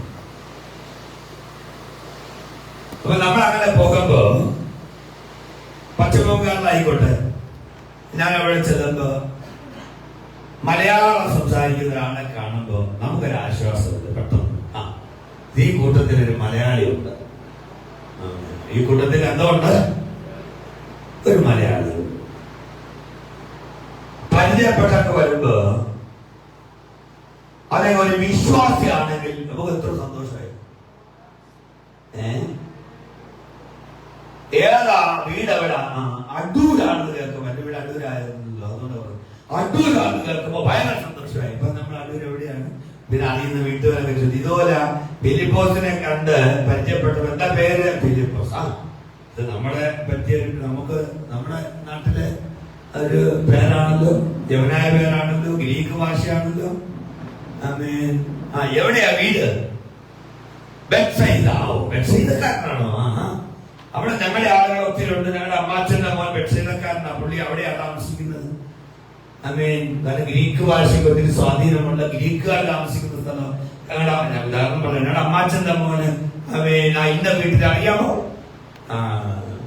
ദക്ഷിണയിലാണ് താമസിക്കുന്നത്. അപ്പൊ കൂടുതൽ അടുത്ത ഒരു ബന്ധം അമ്മാച്ചന്റെ മോനൊന്നും ആയിരിക്കില്ല കേട്ടോ. ഒരു നമുക്ക് പെട്ടെന്ന് നിങ്ങളുടെ എല്ലാവരുടെയും ശ്രദ്ധ അതിലേക്ക് വരാൻ വേണ്ടിയിട്ട് ഞാൻ പറയുന്നത്. ഭാഷ നാളെ ഇതൊക്കെ പ്രസംഗിച്ചു, ഇത് ഓൺലൈനിലൊക്കെ ഉള്ളതാണ് കേട്ടോ. വെബ്സൈതക്കാരൻ ഫിലിപ്പോസിനെ പരിചയപ്പെട്ടത് യവനക്കാരനാ ഒരാളുടെ അമ്മയുടെ ഇന്നാരായിരുന്നു എന്ന് പറഞ്ഞിട്ട് നാളെ ആരും പറയരുത്. ഞാനൊരു ഇതായിട്ട് പറഞ്ഞു മാത്രമേ ഉള്ളൂ. ഓക്കെ, ഞങ്ങൾക്ക് യേശുവിനെ കാണാം. അത്രയുള്ള കാര്യം ഞാനിപ്പോ പറയാം.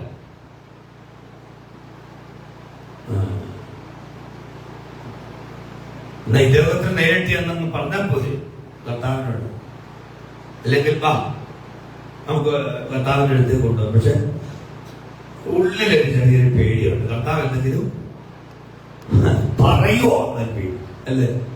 നമ്മുടെ സഭയിലേക്ക് എല്ലാവരെയും വിളിച്ചോണ്ട് വരാൻ ചിലർക്കൊരു പേടിയാണ്. പാസ്റ്റർ പറയൂ, മറ്റുള്ളവർക്ക് എന്തെങ്കിലും തോന്നുന്നു, അവരെന്തായിരിക്കും വിചാരിക്കുന്നത്? ശരിയല്ല. ഇത് 3.5 വർഷക്കാലത്ത് മരണത്തിന്റെ സമയമെടുത്ത് ഉയർപ്പിന്റെ സമയമെടുത്ത 3.5 വർഷം കർത്താവിനോട് നടന്ന ഫിലിപ്പോസിന് ഈ പണി ഉണ്ടായിരുന്നു. കർത്താവ് എന്തെങ്കിലും പറയൂ. ഉടനെ അന്ത്രയോസിനോട് ചോദിച്ചു. അന്ത്രയോസിനോട് ചോദിച്ചു. അന്ത്രയോസ് ഈ കാര്യത്തിനൊക്കെ താല്പര്യമുള്ളവരാണ്. പത്രോസിനെ കൂട്ടിക്കൊണ്ട് വന്ന ആളാരാ? അന്ത്രയോസ്. നമ്മൾ ഈ കാര്യങ്ങളൊക്കെ നോക്കത്തില്ല, പറ്റിയ ഒരാളെ കണ്ടുപിടിക്കുക. നോക്കുമ്പോ അന്ത്രയോസ്. പത്രോസിനെ കൂട്ടിക്കൊണ്ട് വന്ന ആളാരാ? അന്ത്രയോസ്. ഇപ്പോ ഒരു പരാതിയില്ലാത്തൊരു മനുഷ്യനാണ് കേട്ടോ അന്ത്രയോസ്. അന്ത്രയോസിനെ കുറിച്ചൊന്നും വേദപുസ്തകത്തിനകത്ത് പലയിടത്ത് പേരുണ്ട്. കൂട്ടിക്കൊണ്ട് വന്ന അമ്മള് ശിഷ്യന്മാരും ഒന്നാമനാണ്. സ്ഥിതിനോറ്റി ആർക്കാ? അന്ത്രയോസ്. കൊണ്ടുവന്ന ആളെ കുറിച്ച് കേൾക്കാനേ ഇല്ല കേട്ടോ. ബർന്നബാസിനെ കുറിച്ചൊക്കെ കേൾക്കാനുണ്ടായിരുന്നു. ബർന്നബാസിനെ കൊണ്ടുവന്നതായ പൗലോസ്. പൗലോസിനെ കുറിച്ച് പറയാൻ തുടങ്ങിയപ്പോൾ പിന്നെ പത്രോസിനെ കുറിച്ച് കേൾക്കാനില്ല, കൊണ്ടുവന്ന ബർന്നബാസിനെ കുറിച്ചും കേൾക്കാനില്ല. ഇവരാരെങ്കിലും വിശ്വാസത്തിൽ നിന്ന് പോയോ? ബർന്നബാസ് ആശ്വാസപുത്രനായി. നമ്മൾക്ക് കർത്താവിലേക്ക് ഒരാളെ കൊണ്ടുവന്നാൽ പിന്നെ നമ്മളെ കുറിച്ച് അദ്ദേഹം പറഞ്ഞില്ലെങ്കിലും നമ്മൾ വിഷമിയായിരിക്കും. ഞാനാണല്ലോ കൊണ്ടുവന്നത്, ശരിയാണ്, നമുക്ക് സന്തോഷം. അദ്ദേഹം വലിയ ആളായി മാറിയല്ലോ, മാറി. ഇപ്പൊ എന്നെ കുറിച്ച് ഓർക്കുന്നില്ലല്ലോ, ഓർക്കുന്നില്ല. ഞാൻ ആ കൊണ്ടുവന്നെന്ന് ആരോടെങ്കിലും പറയുമോ? പറയത്തില്ല. നമുക്ക് സ്വാഭാവികമായിട്ടൊരു വിഷമം ഉണ്ടാകും. പക്ഷെ അദ്ദേഹത്തിന്റെ ഉയർച്ചയിൽ സന്തോഷിക്കാൻ കഴിയുന്ന ഒരു മനസ്സ് നമുക്കുണ്ടെങ്കിൽ, പിന്നെ നമ്മൾ അവർക്കൊരു ആശ്വാസമാണെങ്കിൽ നമ്മൾ ആശ്വാസപുത്രനാണ് അവയുള്ളവരെ. കരയുയർത്തുന്ന സ്തോത്രം ചെയ്യും. അപ്പോഴ് അന്ത്രയോസിന്റെ എനിക്ക് ചെന്ന് പറഞ്ഞപ്പോ അന്ത്രയോസ് പറഞ്ഞു, എന്നാ നമുക്ക് കർത്താവിന്റെ അടുത്തേക്ക് പോകാം. ഈ കർത്താവിന്റെ അടുത്തേക്ക് കൊണ്ടുവരാനുള്ള ഒരു പ്രത്യേക കൃപ, അതൊരു കൃപയാണ്. ചില ദൈവാസന്മാര് ആത്മാക്കളെ നേടാനുള്ള ഒരു പ്രത്യേക കൃപ. അവിടെ ഒരു വീട്ടിൽ ചെന്നാൽ സുവിശേഷം പറയുമ്പോൾ ആത്മാക്കൾ വരും. അതൊരു കൃപയാണ്. എല്ലാവർക്കും ഒന്നും ആ കൃപ ഇല്ലെന്ന് തോന്നുന്നു. എനിക്ക് അതിനെ കുറിച്ച് അറിയത്തില്ല. ഞാൻ പറഞ്ഞു വന്ന കാര്യം, ചില ആളുകൾക്ക് സുവിശേഷം പറയാൻ പ്രത്യേക കൃപ. അവർ ബസ്സിൽ കയറിയാൽ ട്രാക്ട് കൊടുക്കും, സുവിശേഷം പറയാൻ അടുത്തിരിക്കുന്നവരോട് പറയും, അത് കർത്താവിനെ കുറിച്ച് പറയും. കർത്താവിന്റെ അടുത്തേക്ക് ആളുകളെ കൊണ്ടുവരാൻ ചിലർക്ക് ഒരു പ്രത്യേക കൃപയും. Praise the Lord, praise the Lord. ഡിയർ മൂദിയെ ദൈവസന്നിധിയിൽ കൊണ്ടുവന്നവരുണ്ട്, സ്പർജനെ ദൈവസന്നിധിയിൽ കൊണ്ടുവന്നവരുണ്ട്. കൊണ്ടുവന്നവരെ കുറിച്ചൊന്നും ലോകം കേൾക്കാനില്ല. പ്രസംഗിക്കുന്ന പ്രഭുവായ സ്പർജൻ ദൈവസന്നിധിയിൽ വന്നപ്പോൾ അദ്ദേഹത്തോട് ആദ്യമായി ഒരു പ്രാർത്ഥനയ്ക്ക് ദൈവം സംസാരിച്ച ഒരു വിശ്വാസിയായി, ഒരു കനം കുറഞ്ഞ വണ്ണം കുറഞ്ഞ ഒരു സാധാരണ വിശ്വാസി. ആ വിശ്വാസി അദ്ദേഹത്തിന്റെ മുഖത്തേക്ക് നോക്കിയിട്ട് ഇങ്ങനെ പറഞ്ഞു, യുവാവേ, കർത്താവിനെ നോക്കുക, കർത്താവിലേക്ക് തിരിഞ്ഞു വരിക. ഭക്തൻ മാനസാന്തരപ്പെട്ടു. ആ വിശ്വാസിയുടെ പേര് ഞാൻ വായിച്ചില്ലാത്തൊന്നും ഇല്ല. ഭക്തന്റെ പേര് കേൾക്കാം. അമ്മേ, ആ വിശ്വാസിയെ കാണണമെങ്കിൽ എവിടെ കാണാം? സ്വർഗത്തിൽ കാണാം. സ്പർജന്റെ കൂടെ നിൽക്കുന്നത് കാണാം. കളി കേൾക്കുന്ന സ്തോത്രം ചെയ്ത് ദൈവത്തെ സ്തുതിച്ചാട്ടെ. എനിക്ക് ഒത്തിരി ഇതിൽ കൂടെ സംസാരിക്കാൻ ഒരു സെമിനാർ ആണെങ്കിൽ ഞാൻ ഇങ്ങനെ വിസ്തരിച്ചു പോകും. സഭായോഗമായതുകൊണ്ട് ഞാൻ നേരത്തെ പറഞ്ഞ പോലെ അധിക പ്രസംഗമാകാതിരിക്കാൻ ഞാൻ വാക്കുകൾ നിർത്തുകയാണ്. എന്നാൽ അന്ത്രയോസ് അല്ലെങ്കിൽ പീലിപ്പോസ് അല്ലെ അന്ത്രയോസ് അല്ലെ പീലിപ്പോസ് ഒരു പാലമായിട്ട് മാറും.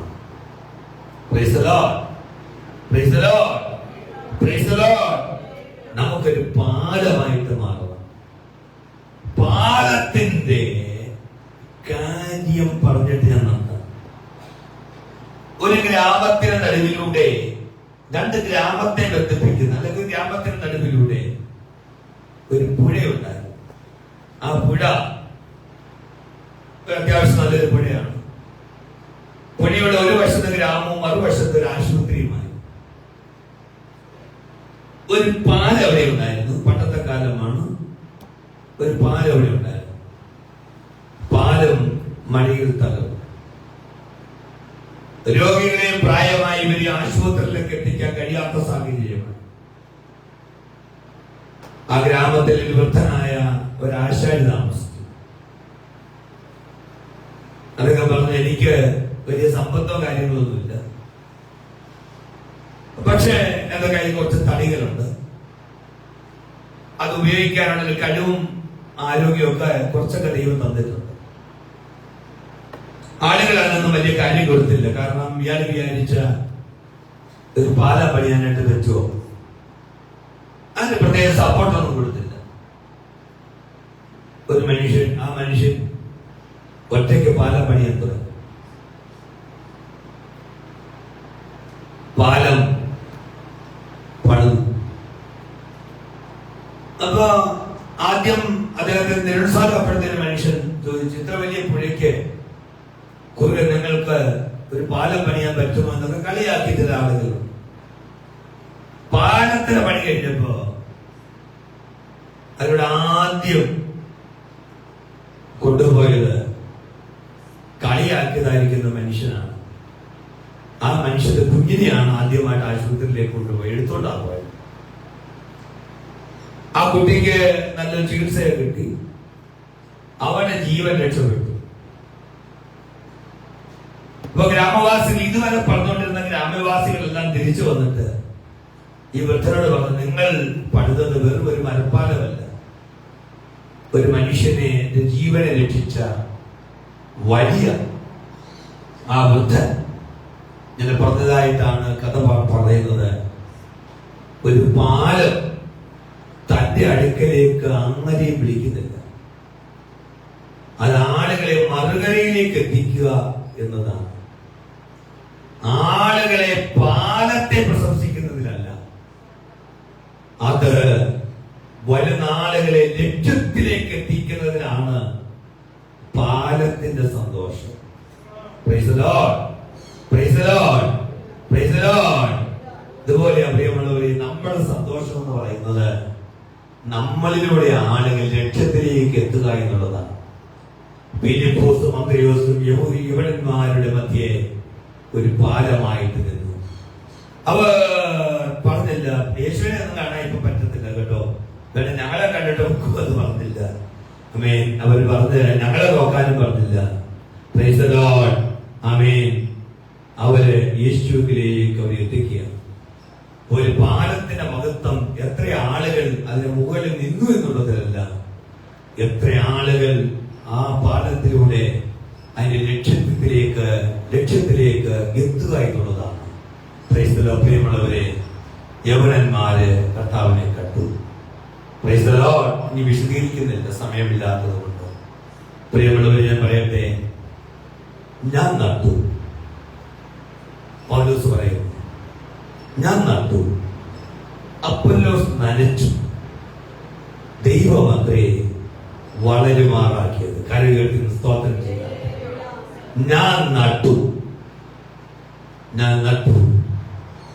അപ്പൊല്ലോസ് നനച്ചു, ദൈവമത്രേ വളരുമാറാക്കിയത്. പ്രിയമുള്ളവരെ, ഇന്ന് പകൽക്കാലം കർത്താവിന്റെ കരങ്ങളിലേക്ക് നമ്മെ സമർപ്പിക്കുക. നമുക്ക് യേശുവിനെ കാണും. നമ്മൾ വഴി മറ്റുള്ളവർ യേശു കർത്താവിനെ കാണട്ടെ. അനേകർക്ക് നമ്മളൊരു പാലമാകട്ടെ. പാലം കടക്കുന്നത് വരെ ഒരുപക്ഷെ അവർ പാലത്തെ പ്രശംസിച്ചത് വരാം. പാലം കടന്നാൽ പാലത്തെ പിന്നെ മറന്നെന്ന് വരാം. ഞാൻ എത്രയോ യാത്ര ചെയ്യുന്ന ഒരാളാണ്. ചില പാലത്തിന്റെ ബോർഡ് ഞാൻ നോക്കാറുണ്ട്, പക്ഷെ പാലത്തെ പിന്നെ ഓർക്കാറുണ്ട്. എത്രയോ പാലമുള്ളത് കൊണ്ടാണ് എനിക്ക് കാസർഗോഡ് പോകാൻ പറ്റിയത്, എനിക്ക് തിരുവനന്തപുരത്ത് പോകാൻ പറ്റിയത്, എനിക്ക് വയനാട്ടിൽ പോകാൻ പറ്റിയത്, എനിക്ക് ബാംഗ്ലൂർ പോകാൻ പറ്റിയത്, അല്ലെങ്കിൽ വടക്കേന്ത്യക്ക് പോകാൻ പറ്റിയത്. എത്രയോ പാലമുള്ളത് കൊണ്ടാണ്. ആ പാലത്തെ നമ്മൾ ആരും പിന്നെ ഓർത്തെന്ന് വരില്ല. പക്ഷേ ആ പാലത്തിൽ അവിടെ എഴുതി വെച്ചിട്ടുണ്ട്, ചില പാലത്തിൽ ആ പാലം പണിതവരുടെ പേരുകൾ ചില പാലത്തിൽ ഉണ്ടാകാം, വലിയ ബൃഹത്തായ പാലത്തിൽ. പക്ഷെ പണിക്കാരുടെ പേര് അവിടെ ഉണ്ടാകണമെന്നില്ല. നീ കർത്താവിനെ ഇവിടെ നിന്നാൽ കർത്താവ് ഒരിക്കലും നിന്നെ മറക്കില്ല. നീ ദൈവസന്നിധിയിലേക്ക് ഏൽപ്പിച്ചു കൊടുക്കുക. Praise the Lord, praise the Lord, praise the Lord, praise the Lord. അന്ത്രയോസിന്റെ ശുശ്രൂഷ 3 തലത്തിൽ നമുക്ക് കാണാം.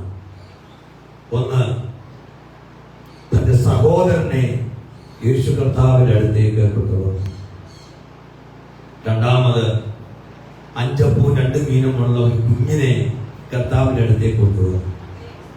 മൂന്നാമത് മറ്റു ജാതിക്കാരെ യേശു കർത്താവിന്റെ അടുത്തേക്ക് കൊണ്ടുവന്നു. Price the Lord. വീട് സഹോദരൻ വീട്ടിലാണെങ്കിൽ ആമേൻ, കുഞ്ഞ് ഒരു ആമേൻ കുട്ടികളാണെങ്കിൽ ജാതികൾ ലോകമാണ്. ദൈവത്തിന്റെ വിളി നമ്മളിലുണ്ട്. ഇന്ന് പകൽക്കാലം നമുക്ക് ഏൽപ്പിച്ചു കൊടുക്കാം. നമ്മളെല്ലാവരും ദൈവത്തിന് പ്രാർത്ഥിച്ചുകൊണ്ടിരിക്കുമ്പോൾ കേൾക്കപ്പെട്ടിരിക്കുന്ന ദൈവ ശുശ്രൂഷ ഏൽപ്പിച്ചുകൊണ്ട് മനോജ് ബ്രദർ പ്രാർത്ഥിച്ചാൽ